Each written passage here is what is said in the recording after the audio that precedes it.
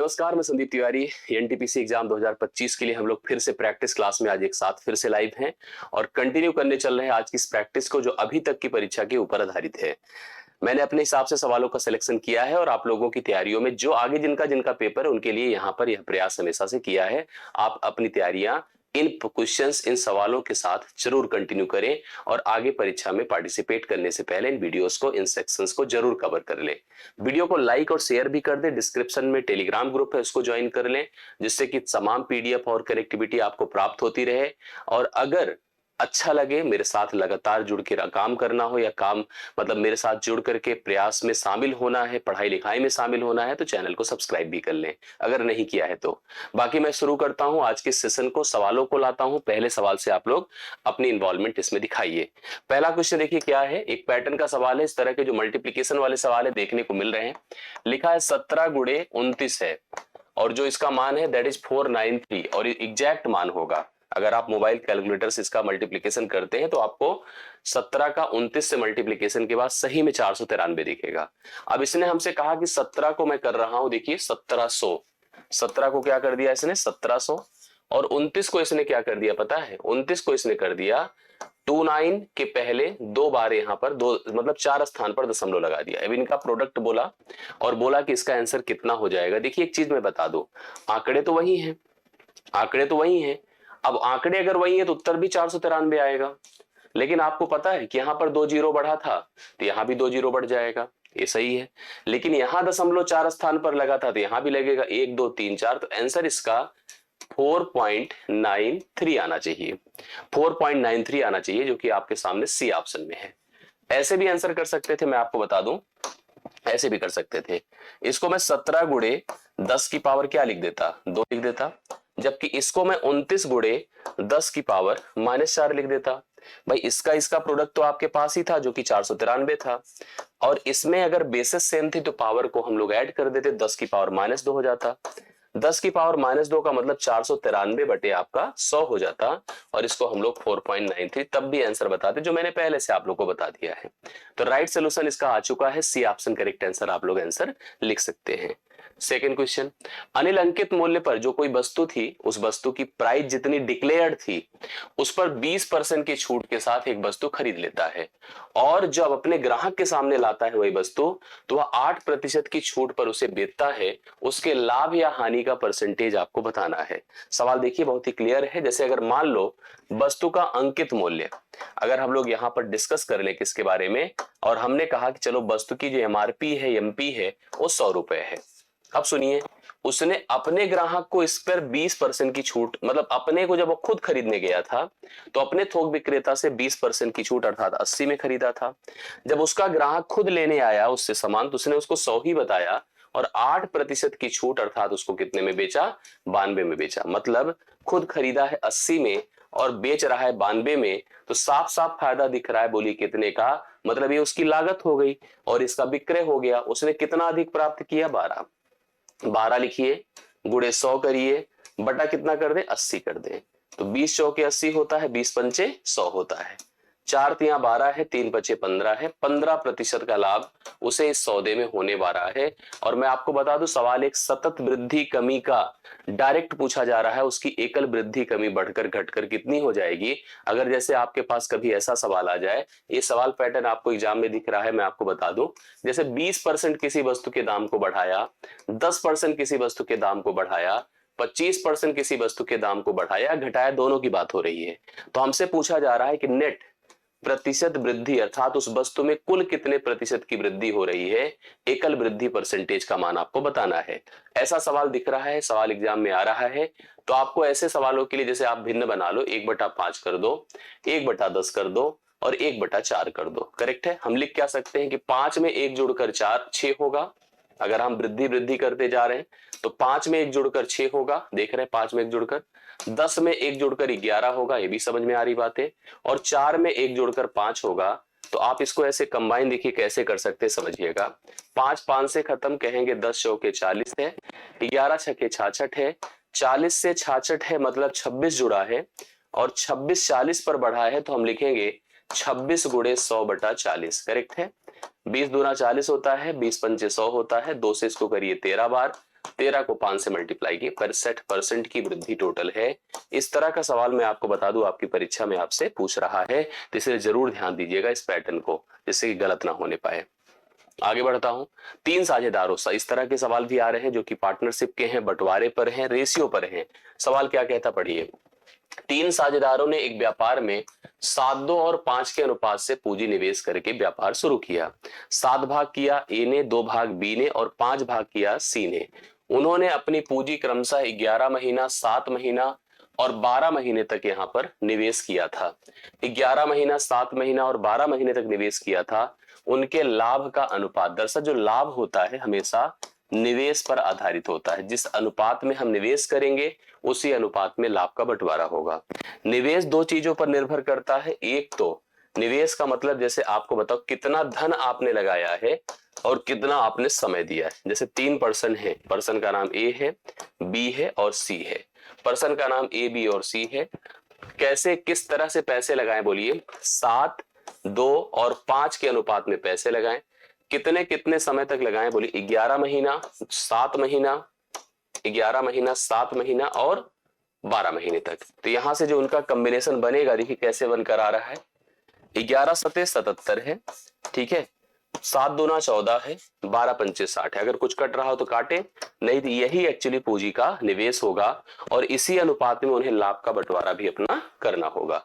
तो D option अगर मान लीजिए यहीं पर कुछ लाभ दिया होता और प्रत्येक का हिस्सा पूछ लेता तो भी हम लोग कैलकुलेट कर लेते। सवाल उसी आधार पर निर्धारित होता है, जैसा आप लोग समझ पा रहे हैं। चौथा, सेल के दौरान, सेल होता है, आपको अक्सर देखा होगा आपने, सेल लगती है। राघव ने 12, जिसका सामान 12 रुपए अंकित था, मतलब कोई सामान था जिसके ऊपर प्रिंटेड प्राइस थी 12 रुपए, अंकित मूल्य की एक नोटबुक को 25% की छूट पर, मतलब नोटबुक जो 12 रुपए प्रिंटेड थी उस पर 25% की छूट लेता है, और 75 रुपए की अंकित मूल्य पर एक पेन थी, उसको उसने 20% की छूट पर खरीदा। सेल के दौरान उसको कितने रुपए की बचत हुई है ये बताना है। सुनिए, जैसे 2 चीजें थी, एक तो नोटबुक थी, ठीक है, एक नोटबुक थी और दूसरा पेन था। अगर बिना छूट के खरीदता तो 12 में इसको खरीदता, 75 में इसको खरीदता, करेक्ट है। तो इस प्रकार से उसे कुछ कितने पैसे, अच्छा मतलब कोई ऐसा सेंस नहीं है हमें, जैसे अगर जरूरत हो तो हम निकाल लें कितना पैसा उसने खर्च किया, नहीं, अगर ऐसा ना लगे तो कोई बहुत मतलब नहीं है। नोटबुक को उसने 25% की छूट पर खरीदा, तो 25% से कितना पैसा वह बचा पाएगा। 25% 1/4 होता है, 4 तिया 12, वह नोटबुक पर 3 रुपए की बचत करेगा। पेन की तरफ गए, पेन पर उसने क्या किया, 20% की छूट पर पेन को खरीदा जो कि 1/5 होता है। 15 पचे 75, यहां से 15 रुपए की बचत किया। दोनों बचत जोड़ दीजिए तो यहाँ 15 3 कितने का हो रहा बताएं, 18 रुपए की बचत हो रहा है। अगर यही सामान वह डायरेक्ट खरीदता तो उसे 18 रुपए ज्यादा देना होता, बट अभी वह 18 रुपए की बचत, अर्थात पहले ऑप्शन को इसका सवाल का सही उत्तर प्राप्त कर लेगा। मतलब इतना उसका आंसर होगा या इतने रुपए की बचत वह कर पाएगा जब वह छूट पर सामान को खरीदेगा। विदाउट छूट खरीदा होता तो जाहिर सी बात है कि आपको उसको ज्यादा पैसे देने होते, ज्यादा पैसा खर्च करना होता। ये चौथा डन होता है। ये सवाल आरपीएफ कांस्टेबल का है, लेकिन याद रखिए कि पूछ सकता है। आप लोग इस सवाल के पैटर्न को समझो। देखो, इसको अगर बहुत बड़ा सोचकर करेंगे तो बहुत ही लॉन्ग होता है। जैसे सवाल क्या है, 59 की पावर 4.46 है जिसका मान x है, दूसरी तरफ 59 की पावर 0.21 है जिसका मान y है। अब आपसे एक चीज और इसने मेंशन किया है और इंफॉर्मेशन गिवन है। जैसे क्या दिया है, x की power z is equal to y की पावर 5 है। आपको z की निकटतम वैल्यू, जो नियरर वैल्यू है, वो बतानी है। देखो, अगर हम बहुत डिटेल से करना शुरू कर दे तो बहुत डिटेल से हो तो जाएगा, लेकिन शॉर्ट में करना भी यहाँ पर हमारी एक स्किल होनी चाहिए। हम जैसे यहाँ क्या लिख सकते हैं, देखिए अपने को दिया है कि x की power z is equal to y की पावर 5, यहाँ भी x और y का रिलेशन दिया है और उसी आधार पे जाना भी है। आइए समझते हैं थोड़ा सा। जैसे यहाँ पर क्या लिख सकता हूँ बताइए, यहाँ पर हम लोग लिख सकते हैं, देखिए यहाँ भी 59, यहाँ भी 59 है। एक्चुअली हमें जिस वैल्यू को फाइंड करना है वो कहाँ पे छुपा है, ये है, और ये दोनों वैल्यू के आधार पे ही कंपैरिजन करके हम लोग z की वैल्यू डिसाइड कर सकते हैं। आपको x का मान दिया है, आपको y का मान दिया है, क्यों ना हम लोग x और y की जगह इन्हीं दोनों वैल्यू को सब्स्टिट्यूट कर दें। जैसे कैसे रख सकते हैं बताइए, अगर हम लोग जैसे देख पा रहे हैं कि x की पावर कितना है, z है, और यहाँ पर कितना है बताएं, y की पावर कितना है, 5 है। हम लोग को निकालना क्या है, z। बहुत ही बर्बल बन जाता है, लेकिन थोड़ा सा आप लोग को समझदारी दिखानी चाहिए। x की जगह पर आप सिंपली लिख के इतना लिख दे, बताएं 59 की पावर 0.46 लिख सकते हैं, बोलिए लिख सकते हैं, लेकिन साथ में कितना है, z भी है ना, यस, z लगा दीजिए।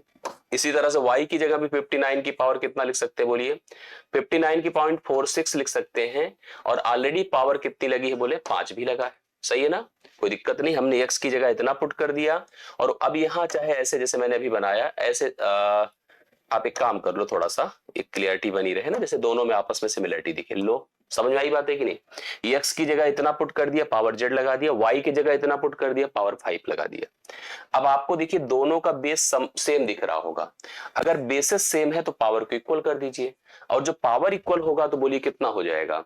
जैसे अगर हम पावर इक्वल करेंगे तो कितना कर सकते हैं, बोलिए यहां पर हम लिख सकते हैं, जैसे आपने देखा होगा कि यहां पर x की पावर हमने कितने, x की जगह पर 59 की पावर, यहां पर एक सेकेंड, ये चीज आपने डिफरेंट देखा होगा, दैट इज 0.21 है। अभी तो पता चलता है कि इधर उधर हो जाता है, ठीक है। बेसिस सेम हो चुका है तो पावर को इक्वल कर दीजिए, तो मतलब 0.46 इंटू जेड। भाई हम सब ने पढ़ा है कि अगर a की पावर m बराबर a की पावर n है, बेसिस अगर सेम है तो पावर को क्या लिख सकते हैं, m is equal to n, मतलब पावर को हम बराबर कर सकते हैं। अब ध्यान से सुनिएगा, 0.46 into Z is equal to 0.21 into आप क्या कर दो, 5 कर दो, ठीक है। दशमलव हटा दें, दशमलव इसका भी हट जाएगा, आपके पास z होगा, z बराबर कितना होगा, 21 गुणे 5/46 है।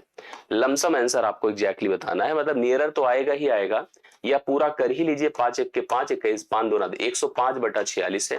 46 से इसको भाग करिए, 46 दूना कितना होता है, 46 दूना 92 होता है, 92 के बाद कितना, 8 और 5 13 बनेगा, दशमलव लगा दीजिए, 2 के बाद यहाँ पर ऑप्शन में 0.2 ही है। बस सिंपल सवाल हल करना है, जैसा मैंने आपको बताया कि आपके पास x का मान था, y का मान था, दोनों मान को यहाँ सब्स्टिट्यूट करिए, अपने आप z का मान निकल जाएगा, और कुछ करने की जरूरत नहीं। आरपीएफ कांस्टेबल का सवाल है, और आरपीएफ कांस्टेबल में सवाल बहुत ही पूछा जाता है, तो इसलिए आप लोग यहाँ पर इस पैटर्न को जरूर तैयार कर लीजिएगा, ठीक है। चलिए अगले क्वेश्चन पर आइए। समान लंबाई की दो ट्रेन हैं, समांतर पटरियों पर एक ही दिशा में 97 और 21 किलोमीटर प्रति घंटे की चाल से जा रही है। तेज चलने वाली ट्रेन धीमे चलने वाली ट्रेन को 45 सेकंड में पार करती है। प्रत्येक ट्रेन की लंबाई, एक्चुअली दोनों ट्रेनों की लेंथ सेम है और समान दिशा में चल रही हैं। अगर कभी ट्रेनें समान दिशा में चलती हैं और एक दूसरे को पार करती हैं, एक दूसरे को पार करने की स्थिति क्या है आप समझिएगा। पहली चीज लंबाइयां सेम है, अगर इसकी लंबाई l है तो इसकी भी लंबाई l है। समान दिशा में चल करके कोई स्पीड से चलने वाली ट्रेन ने किसी स्लो चलने वाली ट्रेन को पार किया, तो पार करने में लगा समय बराबर दोनों रेलगाड़ियों की लेंथ, मतलब दोनों की लंबाइयों का जोड़, बटा उनकी चालों का अंतर, S1 डिफरेंस S2 होता है। करेक्ट है। समय कितना लग रहा था, 45, करेक्ट है, 45 लग रहा था। 2l कर दीजिए, और चालों के अंतर की अगर हम लोग बात करें तो एक की चाल है 97 और दूसरे की चाल है 21, अंतर किया, लेकिन दोनों चालें आप देख रहे हैं किलोमीटर प्रति घंटे में है। 7 में से एक 6 होता है, 9 में से 2 7 होता है, 76 हो गया। हम 76 को क्या करेंगे पता है, 5/18 से मल्टीप्लाई। बोलिए क्यों ऐसा कर रहे हैं भाई, 97 से 21 निकाला तो 76 आया, 76 को 5/18 से मल्टीप्लाई किया, ये मीटर पर सेकंड हो गया। मीटर पर सेकंड का मतलब होता है, क्यों ऐसा किया, क्योंकि सारी चीजें हमारी मीटर और सेकंड्स में ही कैलकुलेटेड है। यहां पर मैंने लिख दिया इसकी जगह पर 76 गुणे 5/18, समझ पा रहे हैं सब लोग। 18 ऊपर चला जाएगा, मतलब ऐसे लिख सकते हैं हम लोग 45 बराबर 2 इंटू एल गुणे 18 ऊपर कर दीजिए, और नीचे अपने पास 76 गुणे कितना है, 5 है। 9 पचे 45 होता है, 9 दूना 18 होता है, सही है। 2 दूना 4, 19 चौके 76 होता है, 19 पचे 95 गुणे 5 कर दें, 95 गुणे 5 कर दें तो ये आपके पास यल मतलब एक की लंबाई आएगी, दूसरा ऑटोमेटिकली वही होगा। 5 पचे 25, 5 9 45 तो 47, 475 मीटर हमारे पास प्रत्येक ट्रेन की लंबाई है, जो कि ऑप्शन नंबर आपको ए में दिया है। आप लोग इजीली ऐसे सवाल का सोल्यूशन कर सकते हैं। एक बात यहां पर दिमाग में रख लीजिएगा, किलोमीटर प्रति घंटे को मीटर पर सेकंड में लाने के लिए हमें 5/18 से मल्टीप्लाई करना होता है, क्योंकि 1 किलोमीटर 1000 मीटर होता है और 1 घंटा बराबर 3600 सेकंड होता है। ठीक, नेक्स्ट क्वेश्चन पर आओ। आइए देखिए हम 7वां नंबर देखते हैं। 7वां जो है एक सवाल है जिसमें कहा एक शंक्वाकार तंबू है, शंकु के सवाल हर शिफ्ट में आ रहे हैं, तो शंकु के जितने भी वेराइटीज हो सकती है उसको आप ट्राई करो, तैयार करो। कहता है एक शंक्वाकार तंबू है जिसमें 40 व्यक्तियों के रहने की व्यवस्था है, 40 लोग वहां पे स्टे कर सकते हैं। प्रत्येक व्यक्ति को जमीन पर 5 मीटर स्क्वायर स्थान की, जमीन पर उन्हें 5 मीटर एरिया चाहिए एक व्यक्ति को, और सांस लेने के लिए स्पेस अगर चाहिए तो 70 मीटर क्यूब की आवश्यकता है एक व्यक्ति को। अब इस प्रकार से कह रहा है कि तंबू की ऊंचाई हमको बताओ कितनी होगी। एक बात आप समझिए, जैसे अगर हम इस रूम में खड़े हैं या कहीं पर भी आप बैठे हुए हैं, कहीं भी खड़े हुए हैं, तो आपको दो जगह पे स्पेस चाहिए होता है। एक तो एनवायरनमेंट में आपको कितनी हवा चाहिए, दूसरा सरफेस पर कितनी सतह चाहिए। यही हमारी हम सब की प्रत्येक की मेरे, जैसे हम लोग किसी लिफ्ट में जाते हैं तो लिफ्ट का जो मतलब स्ट्रक्चर होता है वो कहता है कि इतने लोग स्टे कर सकते हैं। भाई खड़े ही नहीं हो पाएंगे, जगह ही क्या रहती नीचे। ऊपर भले स्पेस है, क्या ऊपर थोड़ी हम अपने छत पे अपने सर पे किसी को बैठा देंगे, नहीं बैठा सकते। अगर ये मान लीजिए तंबू है, ये देखिए तंबू है। अब तंबू का निश्चित तौर पर सबको पता है कि बेस उसका रेडियस सर्कल होता है, इसकी अपनी रेडियस है, इसकी अपनी हाइट है। मान लीजिए हम में से एक जैसी साइज के कुछ लोग इसमें बैठे खड़े हैं, ऐसे खड़े हैं, तो हम सबको जमीन पर कितने की आवश्यकता है, 5 मीटर स्क्वायर की।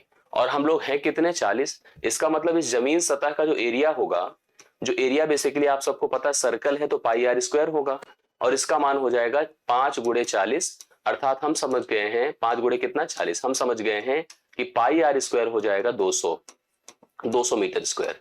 पाई आर स्क्वायर कितना हो गया, 200 मीटर स्क्वायर हो गया।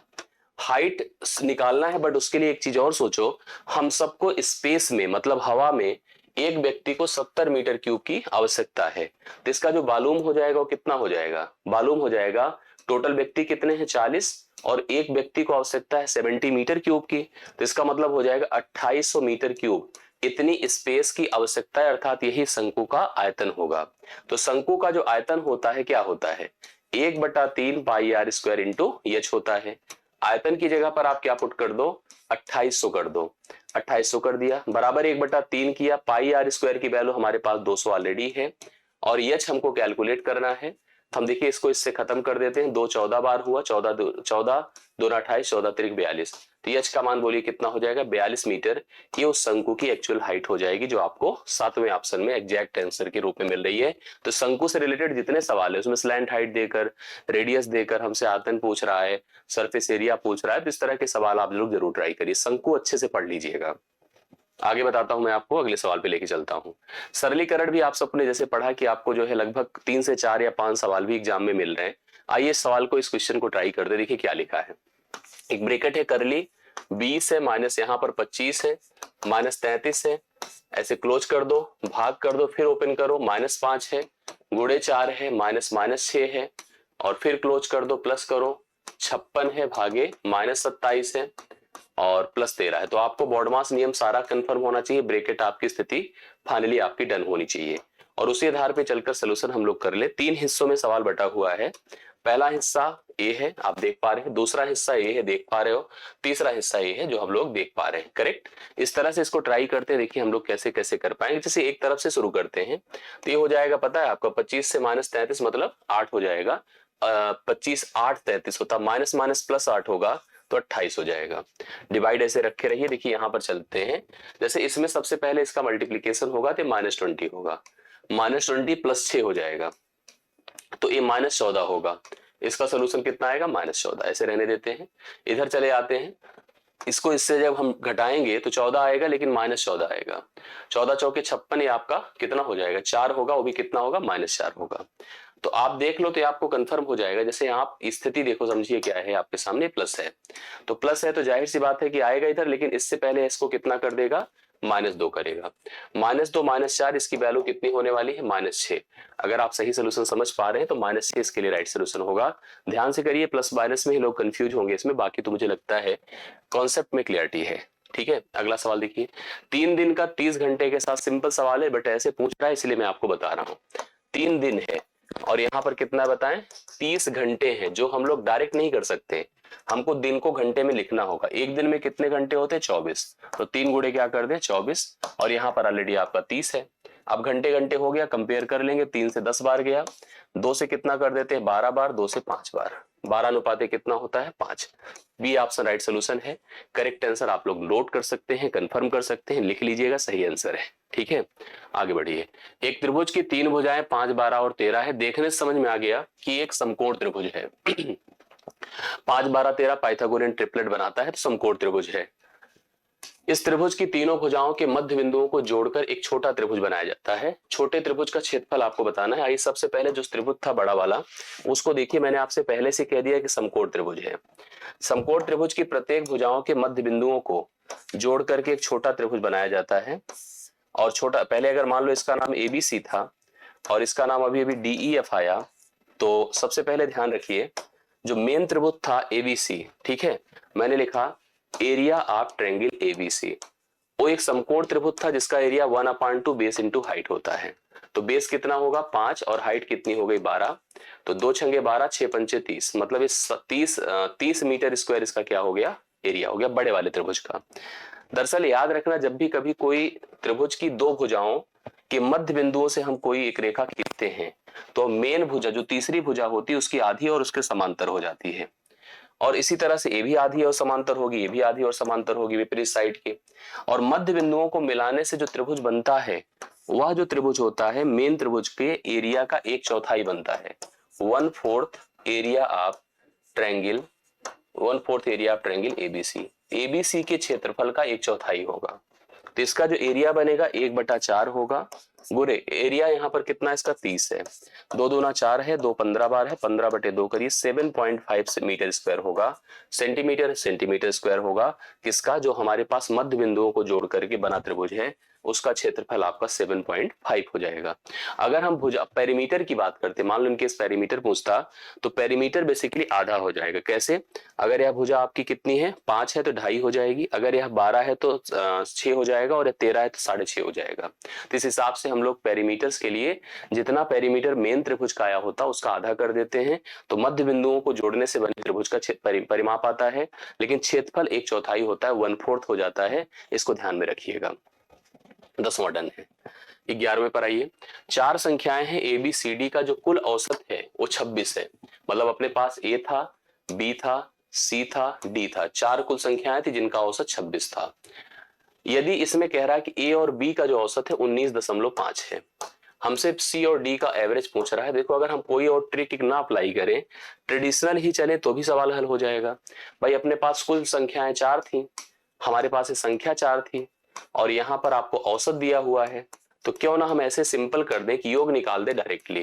तो क्या हो जाएगा बताइए, 26 गुणे 4 कर दें, 4 छंगे 24, 4 दूना 8, 8 दो कितना होता है 10, 104 हो जाएगा। अगर हम इन दोनों संख्याओं की का योग निकाल दें तो 19 दूना 38, 39 हो जाएगा। ठीक है, 39 इसमें से घटा दें, 39 घटा दे तो इनका योग आ जाएगा, कितना आएगा 14 से 9 5 होता है, और यहाँ पर 10 से 3 7 75 हो गया। ठीक है, 75 हो गया, 75 का आप आधा कर दो, क्योंकि दो ही है ना, दो ही संख्या है, 37.5 हो जाएगा उन बची दोनों संख्याओं का औसत। 1 सेकंड, 75 का आप आधा कर दे रहे हैं, तो 1 सेकंड पहले आप फिर से देख लो एक बार अच्छे से। जैसे हमने कहा कि यहाँ पर 26 थी टोटल एवरेज, 26 गुणे हमने क्या कर दिया, ये 26 गुणे कितना कर दिया 4 कर दिया, 4 छंगे 24, 4 दूना 8 2 10, सही है। यहाँ पर हमने देखा कि 19 था इन दोनों का औसत, 19 दूना 38, 39 टोटल हो गया। 39 इससे घटाया, 14 से 9 कितना होता है 5 होता है, और यहाँ पर 9 से 3 6, जो 75 लिखा है हमने, इतना सोचो इतना सिली मिस्टेक कैसे हो सकता है, 65 लिखा जाएगा। 65 बटा आप 2 कर दो, ठीक है, 65 बटा 2 करो, ये आपका आ जाएगा कितना बताइए, 2 3 6, 2 2 32.5 हो जाएगा, जो आपसे नंबर डी में आपके सामने सही उत्तर है। तो छोटी छोटी मिस्टेक से बचिएगा और अच्छे सवालों को कवर करिएगा, गलतियां बिल्कुल नहीं अलाउड है ना। किसी 5 मीटर ऊंचे प्लेटफॉर्म के ऊपर से एक ऐसे देखिए 5 मीटर ऊंचा प्लेटफॉर्म था, यहाँ पर 5 मीटर की इसकी हाइट थी। किसी 5 मीटर ऊंचे प्लेटफॉर्म के ऊपर से किसी टावर के साथ, टावर ऐसे रहा होगा, ये टावर का बेस है, टावर के साथ उन्नयन कोण 30, लेकिन यहाँ पर ऑब्जर्वर है और इसको ऑब्जर्व कर रहा है, और कितने डिग्री का उन्नयन कोण बना रहा है बोलो, 30 डिग्री का बना रहा है। यदि टावर की जो हाइट थी वो पूरी 45 मीटर थी, यहां से यहां तक 45 थी, तो हमसे पूछा टावर से प्लेटफॉर्म की दूरी बता दो कितनी है। टावर ए है और प्लेटफॉर्म ए है, तो इसकी लेंथ ये पूछ रहा है। लेकिन आपको बता दूं कि अगर ये पूरी लेंथ यहां से यहां तक 45 था, ये तो 5 ही था, यह जो हाइट होगी वो 40 होगी। हमको यहाँ से यहाँ तक की लेंथ ऐसे सोचिए समकोण त्रिभुज में अप्लाई करना है। तो हमको ये जैसे बेसिकली हाइट एंड डिस्टेंस की तरह सवाल है, एकदम सेम उसी टाइप का। तो ये अपने पास ये कोण है परपेंडिकुलर, हमको बेस निकालना है। तो परपेंडिकुलर और बेस के बीच का रिलेशन कौन बताता है? tan। तो हमने लिखा tan theta is equal to perpendicular upon base. तो tan 30 लिख दिया मैंने। तो tan 30 का मतलब परपेंडिकुलर 40 है और बेस आपका x है या b है, जो भी आप समझो। 1/√3 है इज इक्वल टू 40/x है। तो x बराबर कितना हो जाएगा? 40√3 हो जाएगा। अर्थात यहाँ पर जो a लेंथ है 40√3 है, या देखो फिलहाल आंसर है अपने पास, लेकिन हो सकता है कि आपको √3 की वैल्यू पर आधारित सवाल दे दे। एक्चुअली √3 का मान होता है 1.732, हम उसको सब्स्टिट्यूट कर दे तब भी आंसर अपने पास आ जाएगा। हम लोग उसका भी उपयोग कर सकते हैं क्योंकि वो डिपेंड करता है ऑप्शन पर, बट कॉन्सेप्ट अगर क्लियर है तो सवाल में कंफ्यूजन नहीं होगा। एक निश्चित राशि चक्रवृद्धि ब्याज की किसी दर पर 2 वर्ष में 2420 हो जाता है। कोई राशि है, कोई पैसा हमने जमा किया तो 2420 हो गया 2 साल में, जबकि 3 साल में वही पैसा आपका 2662 हो जाता है। हमसे दो चीजें पूछा है कि एक तो ब्याज का आकलन बताओ, ब्याज का आकलन करो चक्रवृद्धि ब्याज के आधार पर, और हमको दो बातें बताओ, राशि और वार्षिक ब्याज की दर। मतलब हमें वह धन बता दो, वह धन कितना था और ब्याज की दर कितनी थी। दो तरीके से हम जा सकते हैं। जैसे हमने प्रिंसिपल जमा किया, ये प्रिंसिपल जमा किया, हमने देखा कि 2 वर्ष बाद, 2 वर्ष बाद यहाँ पर जो पैसा हुआ है वो कितना? 2420 हुआ है। और यही पैसा 3 साल बाद कितना हुआ है? 3 वर्ष बाद 2662 हुआ है। आपको बता दूं, जब यह समय क्रमिक होता है, मतलब 1 साल का गैप होता है, तो आपको सीधा सीधा समझ लेना चाहिए कितना बढ़ रहा है। आप अगर देखिए यहाँ से यहाँ तक डिफरेंस आपको 242 मिलेगा। 242 गुणे 100 कर दीजिए, बटे आप 2420 कर दीजिए। 10 बार गया है, 10 से इसको डिवाइड करिए, 10% की ब्याज दर आएगी। 10% की ब्याज दर पर अगर ऑप्शन देखो तो एक ही है, लेकिन अगर आपको मान लो अलग अलग ऑप्शन देता और मूलधन पूछता तो हम कैसे निकालते? सुनिए भाई, 10% आ चुका है, 10% 1/10 होता है। हम 2 बार लिखें क्योंकि 2 साल का गैप है, हम लिखेंगे 10 से 11 और 10 से 11। ठीक है, यह मान आपका 121 हो गया और ये मान आपको बताना है जो 100 है। 121 का मान आपको दिया है 2420, तो आपको 100 का मान बताना है। देखिए 2 बार जा रहा है, 20 का गुणा 100 से कर दें, 2000 वैसे भी प्रिंसिपल हो जाएगा। तो इसलिए इस सवाल का उत्तर 2000 होगा, जो कि बी ऑप्शन में आपको दिया है। राइट सोल्यूशन आप लोग नोट कर सकते हैं। 13वां नंबर आपका डन होता है। पीक्यू की तुलना में 50% अधिक समय लेता है, मतलब कम क्षमतावान है। ठीक है, यदि वे एक साथ कार्य करते हैं तो कार्य 18 दिनों में पूर्ण हो जाता है। क्यू से अकेले यही कार्य करवाना है तो काम करने में कुल कितना समय लगेगा? दो व्यक्ति हैं, एक का नाम पी है, दूसरे का नाम क्यू है। इनकी समयों की बात करो, टाइम, तो टाइम देखिए कैसे लगा है। टाइम इस प्रकार लगा है, जो पी है क्यू की तुलना में 50% ज्यादा समय लेता है, तो 50% का मान कितना होता है? 1/2। इसका मतलब क्या है कि अगर क्यू लेता है 2 टाइम तो पी लेगा 3 टाइम। 50% ज्यादा का अर्थ यही होता है। टाइम के बाद अगर हम क्षमता की बात करें तो क्षमता इनकी बन जाएगी 2:3। भाई समय तो आपने देख लिया 3:2 बना, तो क्षमता बनेगी 2:3। एक्चुअली क्षमता समय के व्युत्क्रमानुपाती होती है। अब क्षमताएं अगर 2 और 3 के अनुपात में है और समय आपने देख ही लिया, तो क्षमता से ही तो कार्य किया जाता है। इसने कहा दोनों मिलकर काम करते हैं। 2 और 3 की क्षमता से, 5 की क्षमता से काम करते हैं, काम को 18 दिनों में पूर्ण करते हैं। अब सवाल कहता है कि क्यू से हमें काम करवाना है अकेले, तो क्यू काम करेगा तो इस काम को कितने दिन में पूर्ण करेगा? 3 से डिवाइड, 3 छंगे 18, 6 पंचे 30। 30 दिनों में क्यू अकेले पूरे कार्य को डन कर पाएगा, जो कि ऑप्शन नंबर ए में दिया है। इस सवाल का करेक्ट आंसर हो जाएगा। ठीक है, तो पहला ऑप्शन करेक्ट आंसर आप लोग लिख सकते हैं। 30 सवाल का राइट सोल्यूशन होता है। अगले क्वेश्चन पर आइए। एक विद्यालय में 1200 छात्रों में से उनके आगमन के वाहनों के बारे में पूछा गया तथा प्राप्त सूचनाओं को निम्न पाई चार्ट के द्वारा दर्शाया गया, तो दी गई सूचनाओं के आधार पर ज्ञात करें कि कितने छात्र कार द्वारा विद्यालय आते हैं। ये सवाल एक फिगर पर पूछ लेता है अक्सर। जैसे कहा गया कुल स्कूल में 1200 बच्चे पढ़ने वाले हैं और यहाँ पर जो बच्चे हैं अलग अलग अपने व्हीकल से, अलग अलग कन्वेंस से स्कूल आते हैं। कुछ बस से आते हैं, कुछ कार से, कुछ वॉक से चलते हुए, कुछ साइकिल से। अलग अलग कलर से मेंशन भी किया गया है। सवाल कहता है कि सूचना के आधार पर ज्ञात करें कितने छात्र कार द्वारा विद्यालय आते हैं। तो कार द्वारा जो आते हैं उनका जो डिग्री है, दरअसल जब पाई चार्ट बनता है तो डिग्री में या परसेंटेज पे इंफॉर्मेशन दिया जाता है। डिग्री 150 डिग्री है, तो 150 को हमने भिन्न में कन्वर्ट किया तो बटा 360 हो गया, क्योंकि 360 डिग्री बराबर 100% होता है। अब यहाँ पर टोटल संख्या कितनी है, 1200 है। हल कर डाली, देखिए अपने आप एक जीरो इससे खत्म हो गया। 12 100 बार होता है, 12 3 36 होता है, 3 5 15 और ये 500, कुल 500 ऐसे बच्चे उन 1200 में जो कार द्वारा विद्यालय आया करते हैं। तो सी ऑप्शन राइट सोल्यूशन है। आप सभी लोग इसका उत्तर लिख सकते हैं। 15 डन होता है। 6 लड़के या 10 लड़कियां एक काम को 25 दिनों में कर सकते हैं। चाहे हमने कहा कि 6 लड़के बुला लो या 10 लड़कियां बुला लो, काम को लोग 25-25 दिनों में करते हैं। 6 लड़के 25 दिन में कर लेते हैं तो 10 लड़कियां भी 25 दिन में कर लेती हैं। सवाल क्या कहता है कि 12 लड़के और 30 लड़कियां उसी कार्य को कितने समय में पूर्ण कर पाएंगे। मैं यहां से समझ पाया कि जो 6 लड़कों का काम है वो 10 लड़कियों का काम के बराबर है।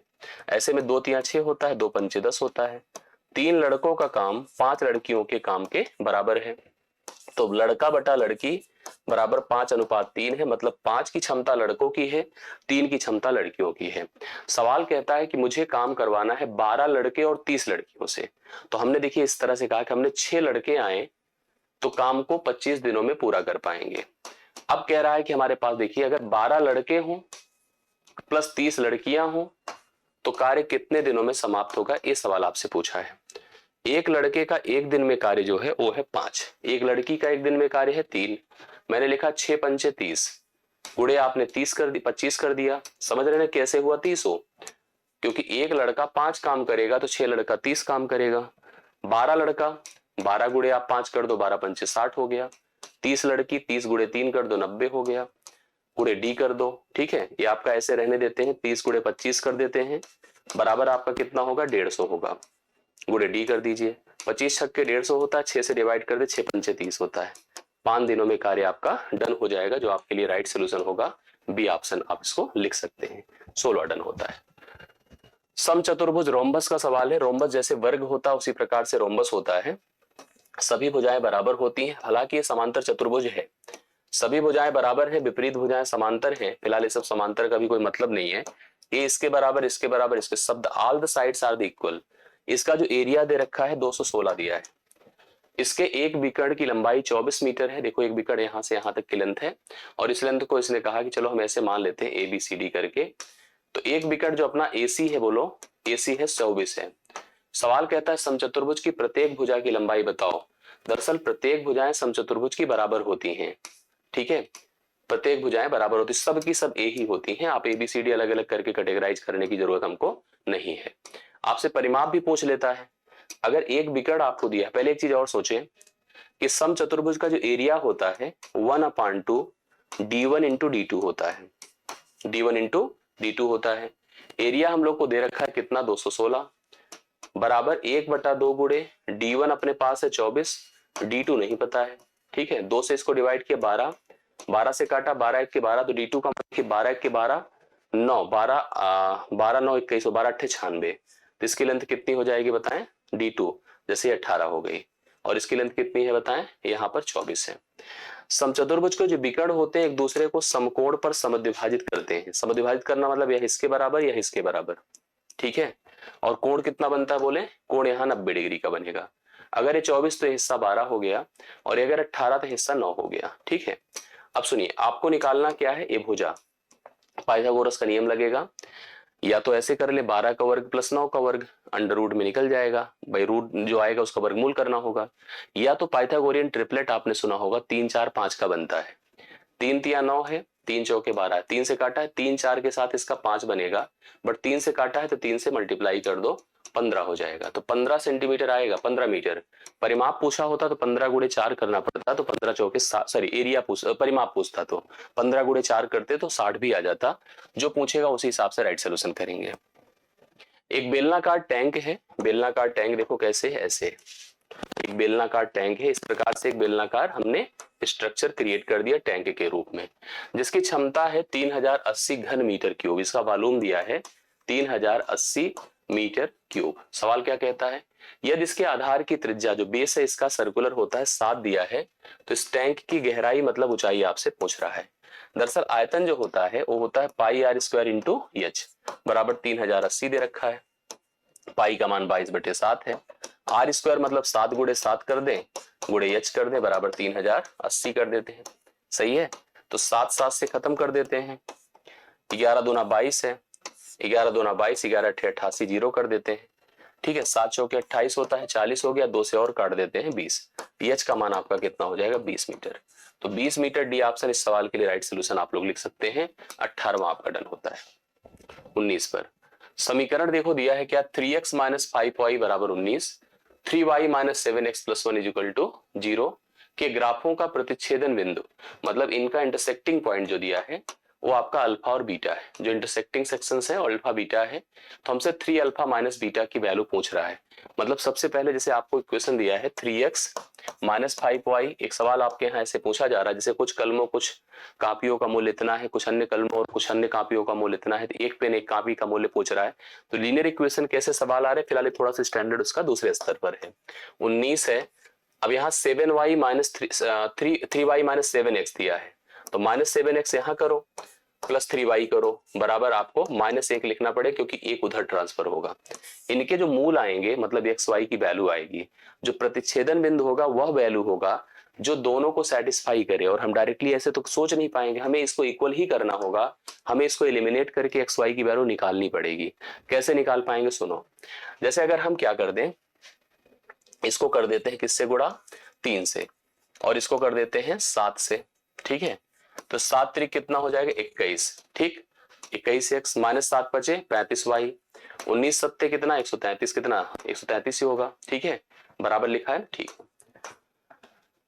समझ रहे हैं इस चीज को। अब यहाँ पर -21x होगा और प्लस 3 3 9y होगा, बराबर -3 होगा।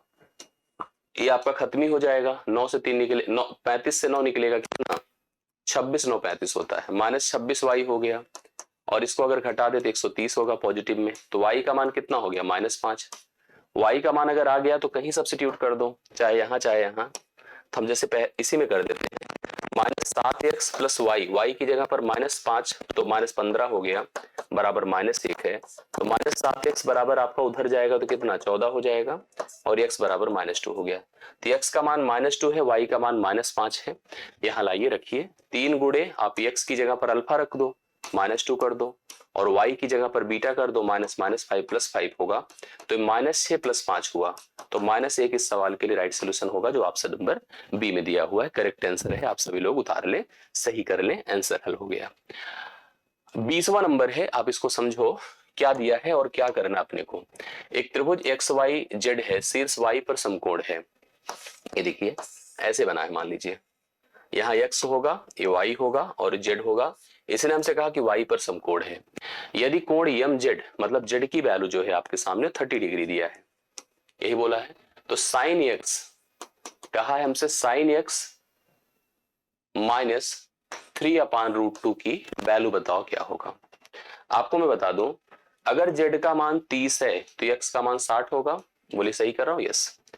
और साइन 60 कितना हो जाएगा पता है, साइन 60 -3/√2 कह रहा है। मैंने आपको पिछली क्लास में इसको स्पष्ट किया था कि कौन कैसे क्या वैल्यू होती। साइन 60 का मान √3/2 होता है, माइनस आपने 3/√2 लिखा है। अब ऐसे तो डायरेक्टली लिखेगा नहीं, थोड़ा सा हमें इस पर वर्क करना ही पड़ेगा, ये समझ रहे हैं आप लोग। क्रॉस मल्टीप्लाई कर दो तो कितना हो जाएगा, √6 हो जाएगा, -3 2 जा 6 होगा, अपान 2√2 है तो साफ साफ पहले ऑप्शन में। तो पहला ही ऑप्शन इसके लिए राइट सोल्यूशन होगा, और पहला ऑप्शन ही इसका आंसर है। इट्स गुड क्वेश्चन, आप तैयार करो, प्रिपेयर करो, मेरी बेस्ट विशेष और मेरे प्रयास आपके साथ है। मिलता हूं नेक्स्ट सेशन में, अभी के लिए इतना है। थैंक यू सो मच, सभी को धन्यवाद।